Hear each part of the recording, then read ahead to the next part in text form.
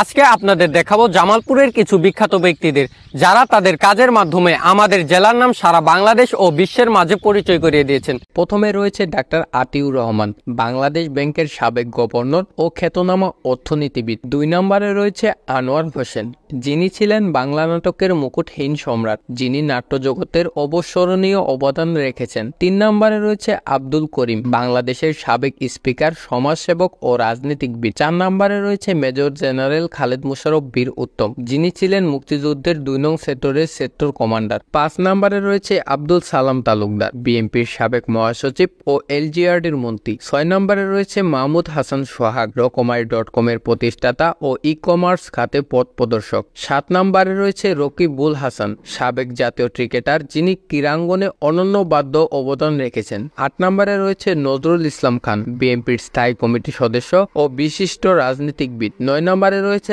আমজাদ হোসেন, বাংলাদেশের প্রখ্যাত চলচ্চিত্র পরিচালক, প্রযোজক ও লেখক। তার লেখা চলচ্চিত্রকর্ম বাংলাদেশের চলচ্চিত্র শিল্পে গুরুত্বপূর্ণ ভূমিকা রেখেছে। 10 নম্বরে রয়েছে মেয়ের আফরোজ শাওন, অভিনেত্রী, নির্মাতা, গায়িকা এবং হুমায়ুন আহমেদের স্ত্রী। 11 নম্বরে রয়েছে আব্দুল আল মামুন, সাহিত্যিক ও সাংবাদিক, সমাজসেবায় অগ্রণী ভূমিকা। আজ এই পর্যন্তই। যদি কোনো ভুল ত্রুটি থাকে ও কোনো বিখ্যাত ব্যক্তির নাম যদি আমি না উল্লেখ করে থাকি, তাহলে সবাই ক্ষমা দৃষ্টিতে দেখবেন। সবাইকে আল্লাহ হাফেজ।